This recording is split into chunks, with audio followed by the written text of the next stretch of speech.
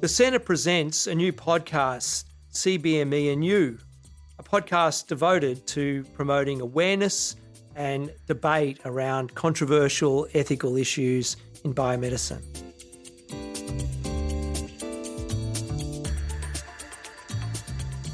Welcome back to CBME and You, a podcast about biomedical ethics. Today, we discuss the health issues faced by men and a slightly spicier question. Are these issues the result of discrimination against men and boys? Joining us today is David Benatar, Emeritus Professor of Philosophy and former Director of the Bioethics Center at the University of Cape Town, and author of The Second Sexism, Discrimination Against Men and Boys. Welcome, David. Thanks very much. Good to be with you.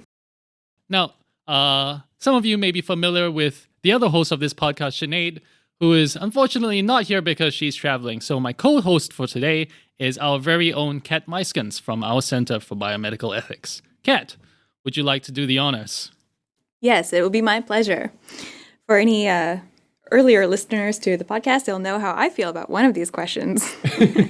All right. So, David, coffee or kopi? Well, I didn't know what kopi was until you sent me this question in advance, and now I've got some rudimentary idea. I've never experienced the one. I can't make a comparison. Okay. All right. Fair. It's a pity that you can't try kopi as well, because I think it's very good. Yeah. It's my favorite. A priori, do you think you'll like it? I don't make those kind of a priori judgments. All right. On to the next question. What country do you most want to travel to next? I don't have one. I'd be interested in visiting any number of countries. Okay.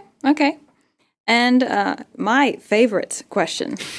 What is your go-to karaoke song? I don't touch the stuff. A man after my own heart. I guess I'll leave.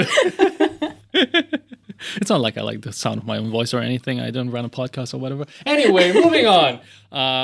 Okay, we want to start today's podcast by talking about the men's issues in healthcare.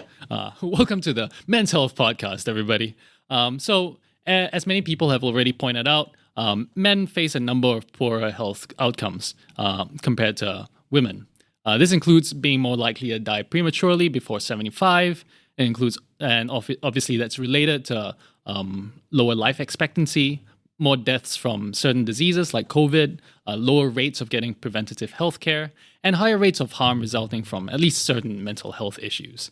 So I guess my first set of questions is, well, firstly, would you like to add to that list? And secondly, what do you think are like the most important explanations for some of these observations?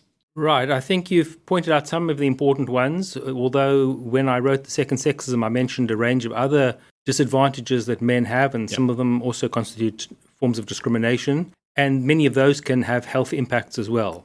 So if you think about sexual assault, for example, it's very common with women, we know that, but for all the taboos that there are and the impediments to women reporting it, there is good evidence that there's even more of an impediment towards men reporting being sexually assaulted.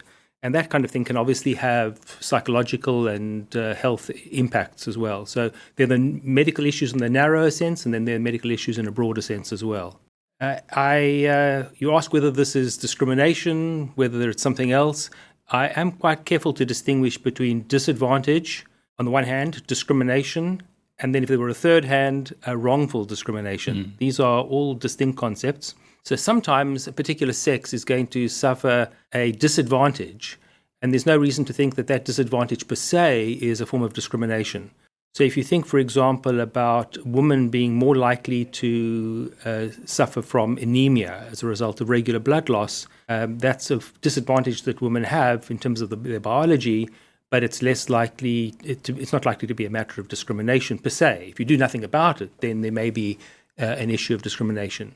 If you think about a condition known as hemochromatosis, in which there is iron accumulation in the body, men are more likely to suffer, men with the condition are more likely to suffer the effects of it because they do not have the menstrual cycle that results in more regular blood loss. And that's going to be a disadvantage for males, but it's not itself the product of discrimination. When you do have discrimination, sometimes discrimination is not unjustified. So if you think about, let's say, an insurance company covering routine mammograms for women over a certain age, but not for men over that same age, there is a form of discrimination going on, discrimination in the sense of differentiating between cases, but because there are important biological differences between women, it's not, I think, wrongfully discriminatory. Now, if there were a particular man in whom a mammogram were indicated and he were deprived that on the grounds of being a male, then I think that would now be wrongful discrimination. And I take sexism to be wrongful discrimination on the grounds of sex. Okay, that's a very detailed answer. You've given some examples biologically where the sexes differ and those have consequences to the different outcomes.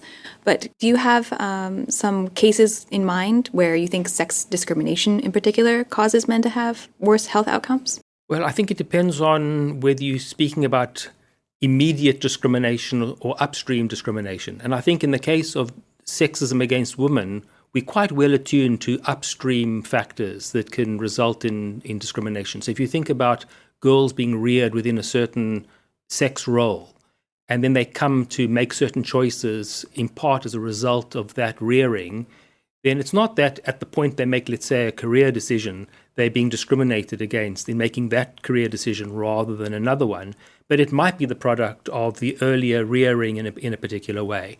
I think we're much less inclined to recognize the same phenomenon in boys. So very often when boys or men make choices which are harmful to themselves, they are judged just to be decisions that they made rather than to be seen as a product of upstream considerations like the gender role within which they were raised. So in some sense, men can be harmed by the standards of masculinity that they're held to. Correct. Correct. So if like a guy says, well, I don't want to see a doctor for this silly little disease that I have because I'm tough, you would argue that that is a product of discrimination that man has faced at some point in his life. I think one of the complexities here, which is often not recognized when we're speaking about anti-female sexism, but we think we need to attend to both in the male and the female case, is the extent to which a disadvantage is the product of a gender role, and to what extent it is just the result of natural differences between men and women. And I suspect that it's not all attributable to nature and it's not all attributable to nurture.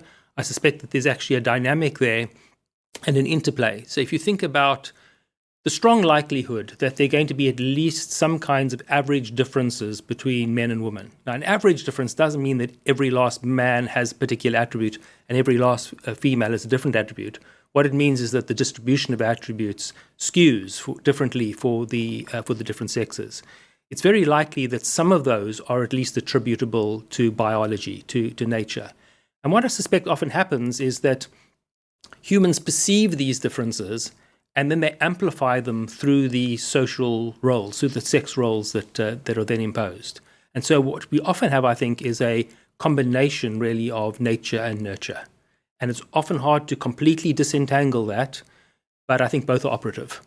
Another kind of discrimination, so you mentioned upstream discrimination. Something else that I was thinking about is some kind of downstream discrimination. So you have stuff that happened a long time ago that might result in people having certain attitudes towards themselves or other people of the same gender. Then you might have like the right squarely in the middle, what is most obviously to people, what is obviously discrimination to many people. And then there's maybe downstream discrimination in the kinds of attitudes that we form in reaction to the discrimination that happens or the disadvantage that happens, rather. The attitudes and the reactions and the responses that we have. For example, I guess one in anti-female sexism that people talk about quite a lot is when women report certain cases of sexual assault that happen to them. A lot of people document that, in many cases they're not taken seriously by the courts and the law. And I think that there might be a kind of like downstream discrimination there. I'm not sure that you and I are using the terms upstream and downstream in exactly the same way. Mm-hmm. My geography is, it's been a while. When I speak about upstream, what I mean is that there's no explicit discrimination at the moment at which, let's say, the choice is made, but it's a result of earlier mechanisms, let's say, of rearing or the establishment of gender roles. Now, if at a particular point, let's say a woman reports sexual assault and she's not taken seriously, that is in the moment. There and then, she's not taken seriously. Now, is that on account of her being a woman? If it is, then I would say that is an instance of sex discrimination. But we do find this curious phenomenon that men are very often even less likely to be taken seriously. And so it's not clear to me that this is an issue that affects only men or only women. As in many other cases, I think there are different dynamics that are operative in each of the two cases. So I would like to ask about some specific examples of like different outcomes that I've encountered before. I think it's at least said, I don't know what the numbers are on this, but it's reported that women's pain when they go into the ER might be discounted compared to a man. So coming in for chest pains, I think that's one of the examples that women are treated less urgently in that case than men are. And the reasoning is supposedly that men are actually more likely to have a heart attack, so that's taken with more concern. But women are perceived to be more likely to be overplaying their suffering, or they're not believed that the pain or the symptoms are as bad as they are. So then they're deprioritized in an emergency room situation. So what is your opinion on that, and how does sex discrimination come in? How would you try to illuminate that? I can't speak to the specific facts in these cases. I've got some awareness of them, but I can't speak with authority on them. But I can speak to the more general point that you're raising. I think one of the difficulties is that when you do have average differences between different groups of people, whether it's males and females or anybody else, any other categories, it's not unreasonable to assume that something is more likely or less likely with the person who presents in front of you. And that in itself is fine, but when it becomes an unreasonable assessment of the risks, then I think we're veering into dangerous territory. So you shouldn't expect, for example, that 40-year-old women have the same risk of being in a car accident as 18-year-old men. The risk profiles there are likely to be different. But that doesn't mean to say that you should assume all 18-year-old men are driving badly and all 40-year-old women are driving well. So that's the problem, is you can recognize that there are differences. That's perfectly reasonable. But once you move from the generalization to a stereotype, then you're going to get a problem. One of the other health outcome differences that I know, we mentioned it a little bit earlier, is the idea that men are more likely to have shorter life expectancy. But there's an additional data point there, which is that unmarried men are even more likely to die prematurely. And do you have an opinion on why that is? Is that related to sex discrimination?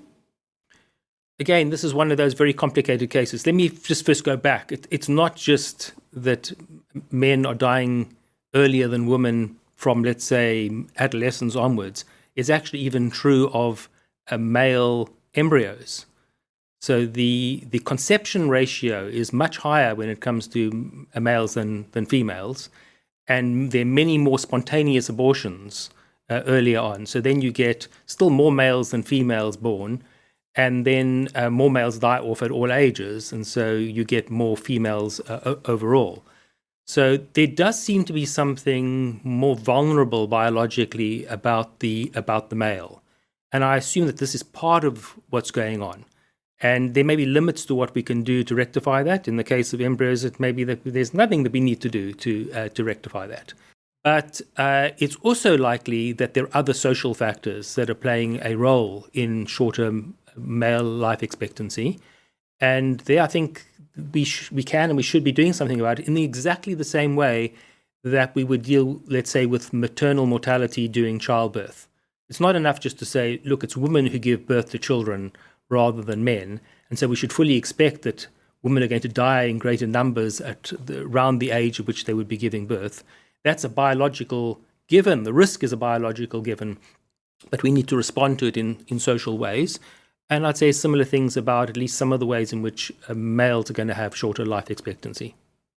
Do you have an example of one or two of these issues where you think, yeah, there might be an underlying biological cause, but we can and should be taking it more seriously because there's clearly something we can do about it? Well, look, perhaps it's the case that on average, males are more aggressive than females. Perhaps that's the case. And if it is, then it may be that males are more likely naturally to get into fights with one another. And some of those will land up with injuries to the person or even death in some cases. Now, if that is just a biological matter, it doesn't mean that we should be indifferent to it. So there are violence protection mechanisms, things that we can do to try to minimize it. But I suspect that it's not just attributable to biology. I think that this may well be a case where there is some average difference between males and females, and that then a social or a gender role gets generated, and now boys and men are expected to comply with that in some way. And so there are actual social forces there that we could be doing something about. So one response that I've heard a few times, and I'm sure that you've heard as well, is something like this. Well, whose fault is that? If men are getting into fights themselves, are choosing to get into fights, well, whose fault is that? Well, why should the rest of society be expected to, I guess, care about it or invest resources into trying to deal with this problem when there are groups in society that are getting harmed through no fault of their own? Well, I don't think to be that cavalier in other cases. So if you think about people who have alcoholism, they made choices to start drinking, even if they didn't have complete control over decisions to continue drinking. Or if you think about people who started to smoke, they chose to smoke and then they became addicted. We don't think, well, you're on your own now. We're not going to do anything for you. We try to mitigate those kinds of problems, which we often see correctly as social problems. And I think there are also cases in which females might be on the receiving end of your kind of argument, if we were to extend it logically. So let's imagine you have a society in which women are not prohibited from entering certain professions, but they choose in smaller numbers to enter particular professions. So let's imagine it's something like engineering. I don't know whether that's true in Singapore, but in many places engineering is still largely male. I find it so hard to imagine this world. And women are maybe choosing not to go into engineering. Now, a lot of people don't think we should just leave it at that. Sometimes they're concerned about upstream factors that have resulted in girls making those decisions. Now, I'm not saying that it's entirely attributable to that, but we should at least be attentive to whether that is a causal factor. As if girls are getting the message that engineering is not for you, that would be unfortunate. If, on the other hand, we just find that the sexes naturally distribute, despite sort of impartial rearing, without gender roles, they're going to migrate to different professions to different extents, then I think we should just let the chips fall where they do. Those are choices that people make, and not obviously bad ones. So maybe having started out with some of these health issues, I guess I want to broaden this discussion out a little bit, right? To other ways in which discrimination might happen against men and boys, and to see if we can draw some general conclusions from that. So I know that you've written a lot about discrimination in a whole bunch of areas, and there's one that's very close to the Singaporean public consciousness, and that's conscription, because as many of our listeners probably already know, there is conscription in Singapore. It's conscription only for boys, and it's 2 years. This is your chance to say what you want about conscription, but also what I'm interested in is whether we can identify certain unifying factors or explanations behind the kinds of differential treatment with conscription and maybe other areas of life that we've talked about, like healthcare. Well, I do think that conscripting only males is a form of wrongful discrimination. I know that there are people who have the alternative view, and they do want to point to biological differences between males and females. So, for example, the greater average upper body strength of males versus females.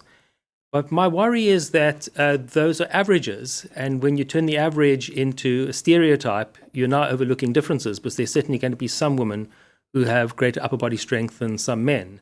And if the relevant criterion for serving in the military is the upper body strength, or to the extent that it is, then you should surely be deciding whom to conscript on the basis of upper body strength rather than the basis of whether they are male or female.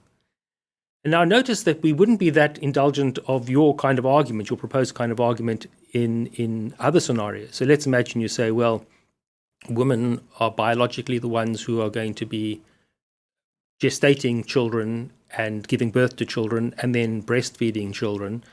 And this is going to result in more time out of the job market. And so we're not going to admit women to universities or into careers, and certainly not into careers where there's a high social value to reaping the benefits of training somebody. So if you find, for example, that female doctors work on average fewer hours over the course of their careers than males do, according to your argument, we'd have to say, well, now we don't admit women because on average we get less benefit for our buck. And I think in that context, we just see how abhorrent the argument is. Well, if that kind of argument doesn't work in the female case, I think it ought not to work in the male case either. Mm. Okay, this is changing the topic a little bit, but when I was reading one of the chapters that we circulated among ourselves before coming here, you gave the example of abuse in the homes, or domestic abuse, that boys, male children, are more likely to receive physical abuse from abusive parents than female children. And you explained that in terms of sexism, right, or sex discrimination towards boys. And I think my pushback on that is that the problem here maybe is not about sexism. You don't need to educate the abusive parents in this case so much about not picking on boys, but that you just need to teach them not to hit. How would you respond? So, of course, the category of domestic abuse is quite wide. Part of it is directed towards children, and part of it is directed towards spouses. So let's put the spouses aside for now. We can return to that. If parents are, let's say, physically chastising boys but not girls, sons but not daughters, or they're doing it disproportionately to the behavior, then I think that this is a case of sexism.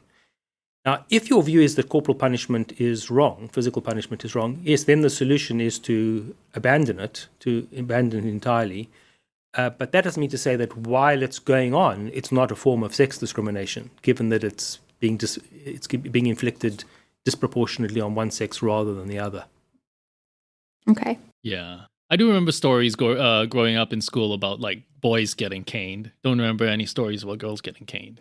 Mm. There's some jurisdictions where it's prohibited to inflict a physical punishment, let's say in schools, on girls, but it is permissible to inflict it on boys.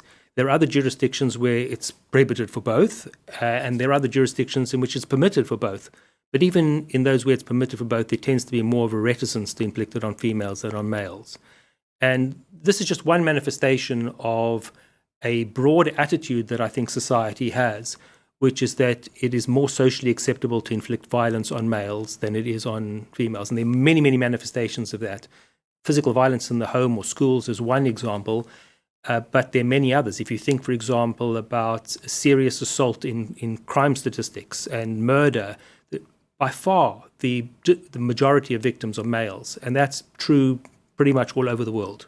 So I remember watching a TV show, a comedy TV show, where two characters bring up the issue of a woman slapping a man, right?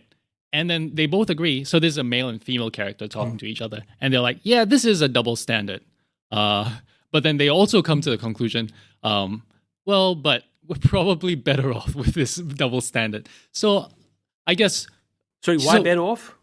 Because I guess the thought is we don't want an alternative where people see that, we should get rid of this double standard, therefore it's fine for men to be hitting women. Now, of course, there's you might say, well, then the obvious conclusion is to say that nobody should be hitting each other. I would say. Yeah, exactly, right? But one argument that somebody might make is a kind of second best argument. Look, we get that the best outcome is one where nobody's hitting each other, but what this double standard kind of does is that it kind of ensures a second best outcome, because the first best outcome, for some reason, maybe humans are so broken and so naturally crappy towards each other that we're never going to achieve that. So let's just settle for this double standard where, at least men aren't hitting women. Look, that argument rests on empirical claims, which are mere speculation. Mm-hmm. And we would worry about that kind of argument in other contexts where women were on the receiving end of unfortunate treatment. And so I think we should be very skeptical of that kind of argument. But as it happens, when you look at the evidence around domestic abuse now between partners, what you find is that it's not just women slapping men. It's actually engaging in much more serious forms of violence. And the sociologists who were doing this research were so astounded by their findings that the levels of violence were comparable between males and females that they kept re-looking at the data. These were people sort of on the left of the political spectrum. They were surprised by the data. They kept recalculating it to try and find out if there's something that they've missed. And they hadn't missed anything. They were eventually forced to come to the conclusion that violence between partners, domestic partners, is as common initiated by women as it is by men. It can become as serious when inflicted by men as by women as by men. And so I think we're dealing with a fairly important problem here. And of course, there's the further difficulty that men are going to be even less likely to report this than females. We already know that there are females who are unlikely to report it. But if a man's got to go to a police station and say, my wife is beating me, he's facing a further obstacle to reporting because he's going to be even less likely to be believed. And so I think we just need to have a broader view. We need to recognize here as elsewhere that the discriminatory profiles of men and women do differ.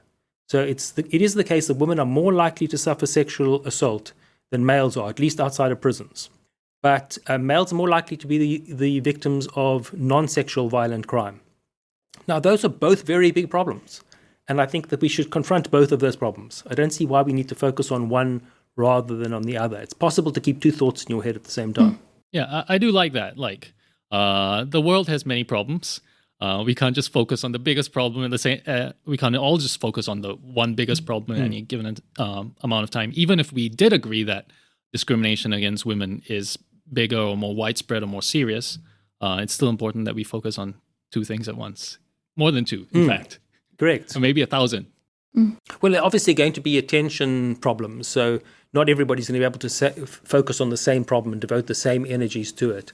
But one of the points that I've made is that when it comes to sex discrimination, there's actually an intertwinement between anti-male and anti-female sexism.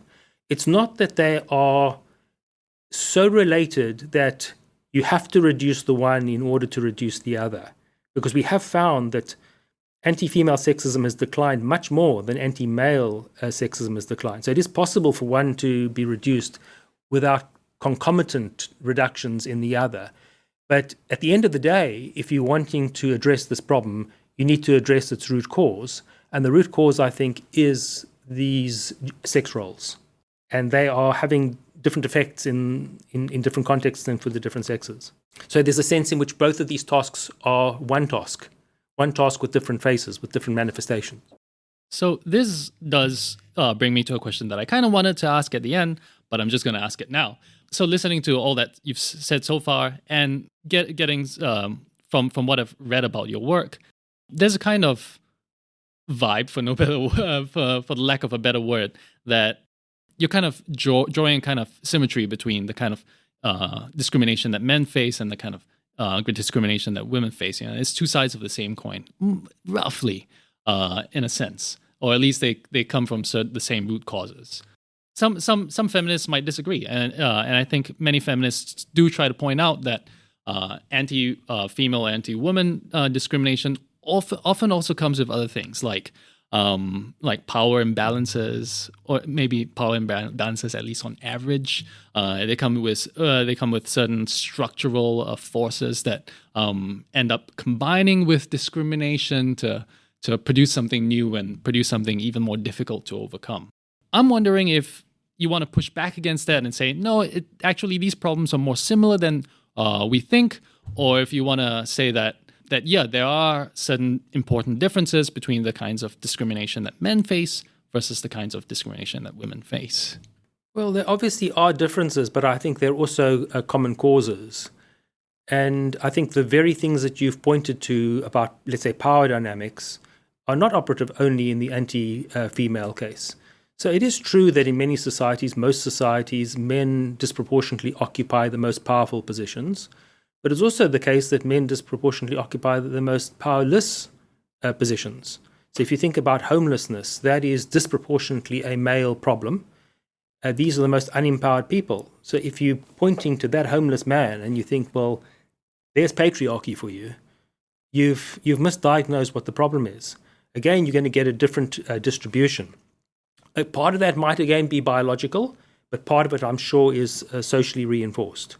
And so I think each of those kinds of phenomena that you mentioned that are meant to differentiate the first sexism from the second sexism do not do a complete differentiation. But that is at the same time not to deny that they're not different manifestations of the problem for males and for females.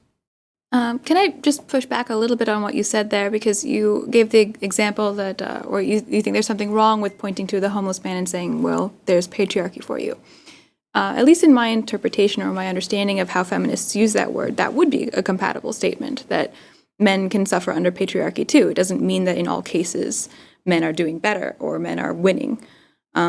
So can you say a little bit more about what you mean by that? Good. I'm glad you asked that question, because it is true that many feminists do want to attribute the problems to patriarchy, and then they want to say that some of the disadvantages, or perhaps even they want to say all of the disadvantages that males suffer, are really just a product of patriarchy. And I worry about that schema for explaining what's going on. I don't think it's as explanatory as my one, and I'll give you an example for why that's the case. So it's clearly true that many societies have become much less patriarchal than they once were. So women are now gaining entry into professions from which they were previously prohibited. And in fact, the female gender role has become much less constraining than it used to be, and has become much less constraining than the male one is. The male one has remained much stronger than the female one. And yet we find that there's some forms of discrimination against males that have actually increased while patriarchy has been declining. So if you think about during the height of patriarchy, you would have men routinely getting custody of their children following divorce. And now, at least in many societies, it's the opposite. It's that women will routinely get custody. And this is even when you control for things like who was the primary caregiver beforehand, whether custody was contested. You control for all of those things. You still find that women are much more likely to gain custody of their children. Now, this is a disadvantage that men have now. If you want to pin this on patriarchy, that's really hard to do, because it's clearly a less patriarchal society now. In a really patriarchal society, men got custody of their children. I think the better explanatory medium is to say that there are these sex roles, and that very often sex roles produce a patriarchal society, but it is the sex roles that are fundamentally what explain the problem, whether it be patriarchy or any of these other forms of discrimination. Yeah, and there are some ambiguities in what people mean by the patriarchy. Yeah, I'm sure there are. Sometimes it just seems to refer to a set of attitudes about what the gender roles are. And if that's the case, then it does look like, everything is the patriarchy. But then that's a really loose way of defining it. And once we try to narrow it down to a slightly more specific definition, and I guess that's where the differences appear. But that's where you might say, look, then it really isn't all just the patriarchy. There are other things at play here.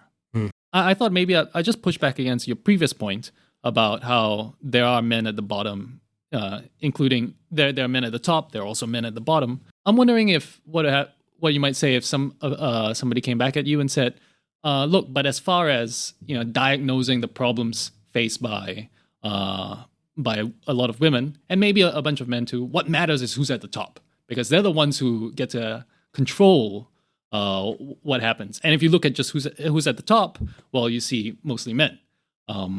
What might you say to that kind of response? I don't think that's true, because I think it can be the case that people can work against their own interests, or at least work against the interests of people who share a superficial trait with them. So it can be that men, let's say, are disproportionately in power, and yet they're quite happy to conscript other men into the military and to send them off to war where they'll die in disproportionate numbers. So I don't think the mere fact that somebody shares that superficial attribute of being male means that they're not going to participate in some way. There are analogies. If you think about female genital cutting, this is performed invariably by females. But we don't think that because it's performed by females that it's not a form of discrimination against the girls on whom it is performed. Now, of course, some people will want to argue that they are really just doing the bidding of the male leaders of society. But that, I think, is to oversimplify the picture, because many of the female performers of female genital cutting are devoted to the practice, and they have a vested interest in the practice, and they're defenders of the practice. Now, you can argue that that's a result of their having been reared in a certain way, but then you can say precisely the same thing about male rulers having been reared in a particular way, that they're more inclined to send males to war than they are to send females. What about certain issues related to oversight? For example, you can imagine a board of directors, all male. Somebody comes up to them and says, hey, why is it that there are so few women in this department? And they have no idea. And it turns out it's because of work hours and because of the kinds of parenting duties that women tend to take on more than men. Maybe it's not necessarily the case that this board of directors wanted to bring about this outcome and had intentions to disadvantage certain groups, but they just didn't think about it. And as it turns out, if you just put a bunch of women in this board, somebody would have pointed it out earlier. Mm. Yeah, so maybe problems can arise by concentrating a bunch of men at the top just because of oversight. Well, I think you pointed to two problems there, if I'm not mistaken. So the one is, let's say, the complete absence of women in decision-making bodies. And you're saying, well, if there'd been a woman there, then it would have been recognized earlier. And I don't think we're in that sort of situation in many societies. There's some, perhaps in Afghanistan that's the case, but it's not the case in many other countries where you do have women in some of the senior positions, and so you do have that kind of input. But I also think we need to worry about assuming what somebody's view is going to be on the basis of, let's say, their sex or their race or their religion. We can't make those assumptions. And very often people are not interested in getting in actual alternate views. They're interested in getting in somebody who has an attribute that they think is associated with an alternative view. So I don't think that's actually the problem that we have at the moment. And then there's the question about not intending something. And I do think that forms of sexism can be unintended. I don't think that they are less wrongful for being unintended. If they're unintended, we may blame people less. It depends on the circumstance. But it's still wrongful. And just as we try to seek out those kinds of implicit biases against women, I think we ought to be looking and paying more attention to the implicit biases against men. Okay. For lack of a great transition, I'll just ask this question. We wanted to give you a chance because some people might characterize your view as anti-feminist, and I personally don't think it is, but I think it's important that we give you a chance to respond to that possible accusation. Thanks for giving me that opportunity, because I've been misrepresented and mischaracterized so often. In fact, when the book came out, there was somebody writing in one of the newspapers in the UK who told her readers that I deny that women are the victims of sexism and that the problems are entirely for the males. And this, of course, is the exact opposite of what I say. And I say pretty early in the book, I acknowledge that there are many, many ways in which girls and women are the victims of sexism. I think that the arguments I advance are ones that should be very amenable to and attractive to feminists who are concerned about equality of the sexes. So if you're interested in equality of the sexes, then you need to be interested in it both ways. And I think genuine egalitarian feminists would adopt that exact view. I think there is a group of feminists who do perceive this as hostile, and I suspect that what's very often going on there is that they're not actually committed to equality of the sexes. What they're interested in is the advancement of the position of women. Sometimes that coincides with equality of the sexes, because what they're doing is they're removing those impediments to treating women equally. So they're giving them the advantage, and that's fine. But if you're only interested in advancing the position of women, then you're going to advance the position of women even when they're not worse off, even in the circumstances in which they're not worse off. And then you just become an ideologue. You're just a partialist. You're just committed only to one particular group, even if it's to the unfair detriment of others. And I imagine the feminists of that kind would be opposed to what I'm saying, but I don't think they're on firm grounds with their view. I think this partialist kind of view is not a defensible one. They're very quick to point to the so-called men's rights people, and I think some of their critiques are correct, because I think there's some men's rights activists who are really only interested in the well-being of men at all costs. But just as we have that phenomenon, I think we've got a parallel phenomenon among some feminists who are really only interested in advancing women.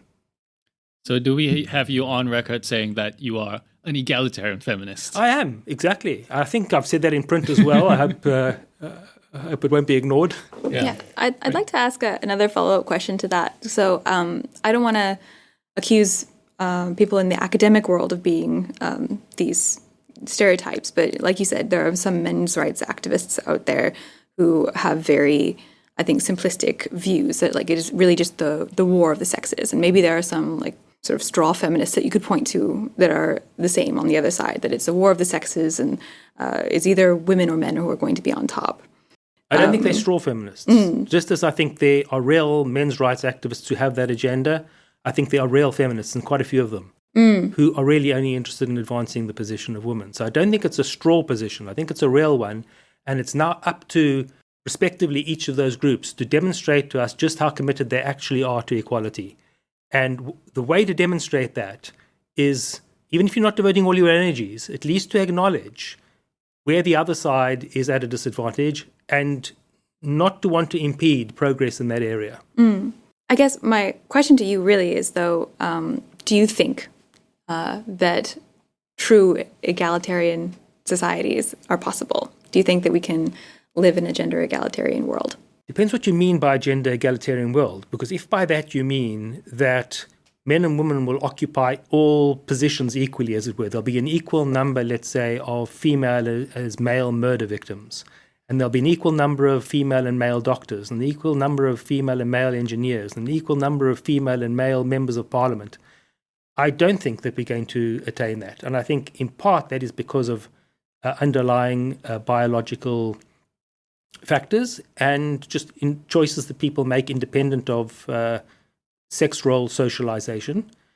But if by an egalitarian society, a gender egalitarian society, you mean one in which people are not subjected to sex role expectations and not coerced or forced into those things, then I think we can certainly make progress. I don't have the kind of faith in humanity that would lead me to think that we could have perfect egalitarianism in that sense, but I think we could make substantial strides towards that. And we have in many societies. I just think there's a lot more to be done. It requires a lot of faith in humanity, indeed. I want to press on the point about straw feminism versus partisan feminism. I think it's probably true that there are probably some feminists in the world who are more interested in pursuing more opportunities for women at all costs, as you might put it. But I wonder if we might be a bit uncharitable in interpreting what they're doing, because I think, one charitable way of interpreting what I guess most feminists are doing is that they're just focusing their efforts, right? It's they might say, look, I want to advance the opportunities of women. You can go ahead and focus on men's issues if you want. It's just not my issue. And I wonder how many feminists would really fall into that category of partisan feminists, as you describe it. I don't know. They have to demonstrate that. But I have implicitly answered your question, because I did say that I'm not requiring everybody to devote themselves equally in their energies to each of the sexes. But one of the tests is whether you're willing to recognize the forms of unfair discrimination that the other sex is subject to. And if you're not willing to do that, even when the arguments and the evidence suggests that there is a form of unfair discrimination there, then this has got beyond a question of where you're devoting your energies. It's now become a kind of ideological point. And then I worry. And that, I think, can be true of men and it can be true of women. Yeah. I imagine that there are many people who would recognize the kinds of disadvantages and discrimination that men face, but also just say, well, I just don't see how that's a priority in comparison to the kinds of, in comparison to like the sheer number of women across the world who, for example, get girls who get killed as baby before they have a chance to grow up or something like that because of their gender or something like that. I really worry about that global focus, because if you take that global focus, you're going to immediately evaporate a whole lot of feminist concerns. Because if you're worried, let's say, about whether you refer to a married woman as Ms. or Mrs., and you compare that with female genital cutting in certain parts of the developing world, you just have to take the title issue off the table and say, why are we worrying about that when there's much bigger problem going on? Or global poverty, or any number of other issues, or climate change. And the point is, the world contains many different problems. And the fact that there's some worse problem doesn't mean to say you can't deal where you can with a lesser problem. That makes sense. We got to solve more than one thing at a time. Well, the point is that people do put energies into different places, and different people can do different things.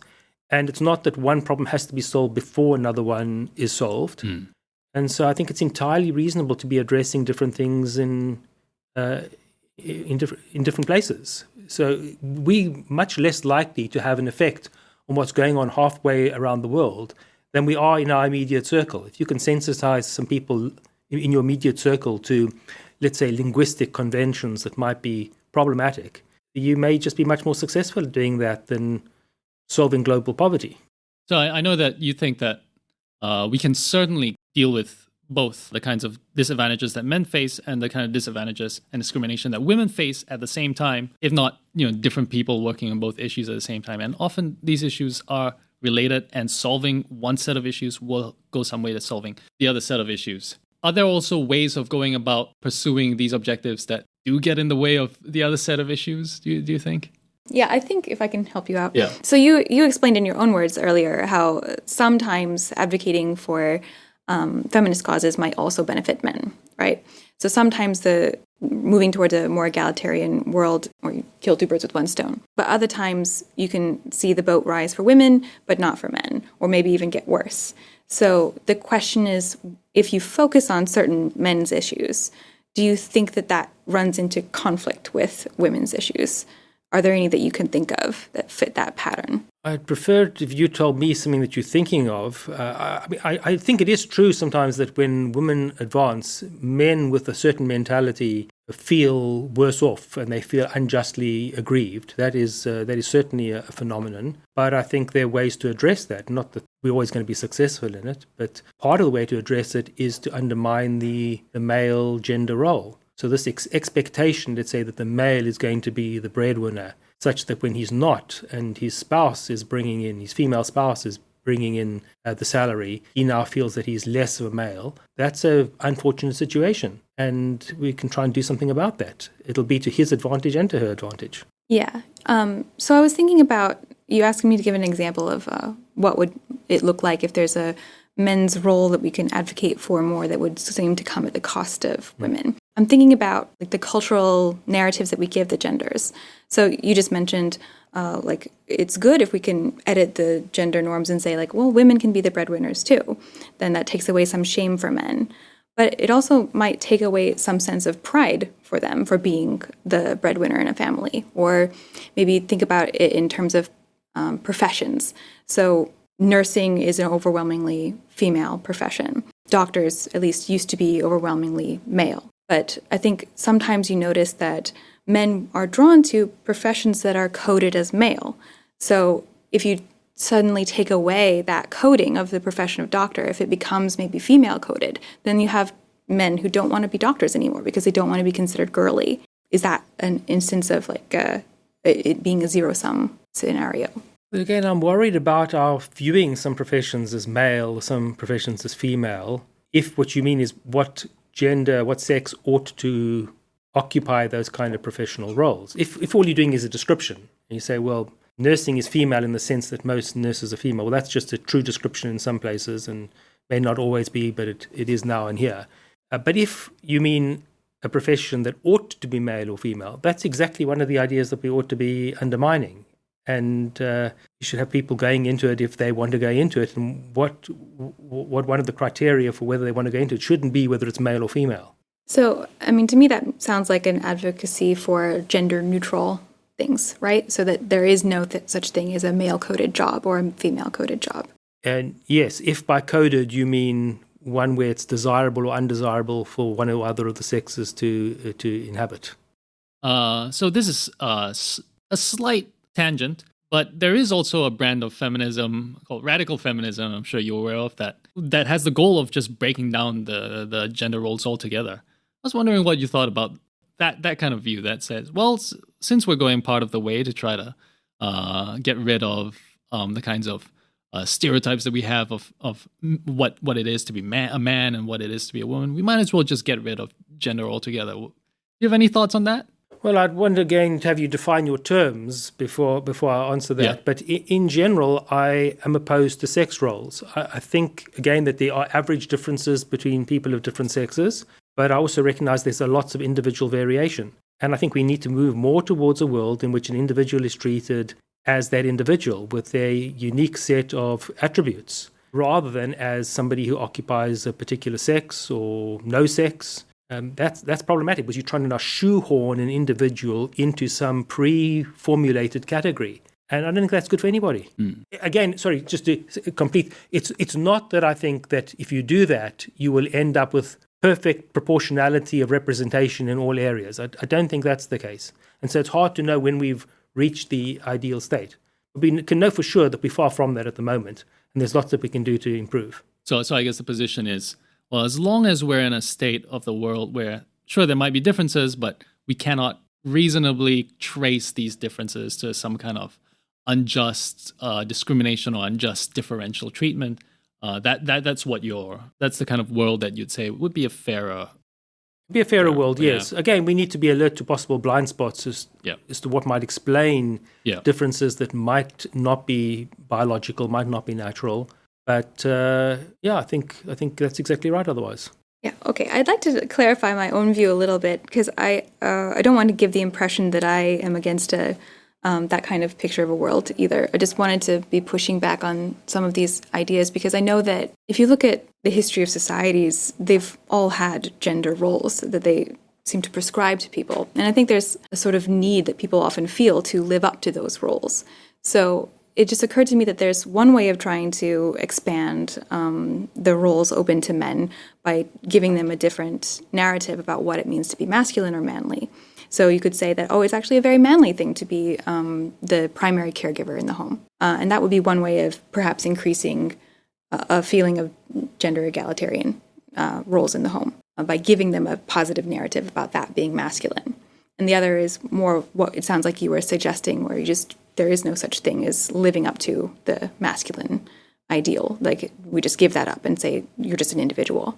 That's my preference. I don't see why we need to be boxing people into masculine or feminine or non-binary categories. I think that's part of the problem. I guess maybe one thought is that it's just got something to do with, I guess, building your own self-identity in the world, Sometimes people just like to, and maybe this is a product of socialization, but maybe some people just like to think of themselves as a better man. Yeah. I want to be the man that my father taught me to be, or something like that. And maybe this is just a product of the socialization that you want to get rid of in the first place. But maybe there is like innately human need to fit certain categories and to feel a sense of belonging to certain categories. So if we look at contemporary society in many parts of the world, what we find is your ordinary male and your ordinary female look radically different from what they did 300 or 400 or 500 years prior to that. And if you had to ask people in that earlier time whether they could imagine a world like we inhabit now, they would be convinced that this was a kind of biological impossibility. So given the move that we've made, it's really difficult to have confidence in thinking that similar degrees of change are not possible in the future. We can't assume that they are, but we also can't assume that they're not. And so we need to work along the spectrum, as it were. We need to do what we can to minimize those kinds of expectations. And that's why I would advocate not trying to push people into the category of masculine or feminine, even if you try to rejig what it means to be masculine or feminine. Rather focus more on treating an individual as the individual that person is, and then see where you get led with that. And then we'll find out how far you can go. We may reach a certain limit, and if that's the limit, that's fine. But we may also recognize that we can go a lot farther than we now think we can.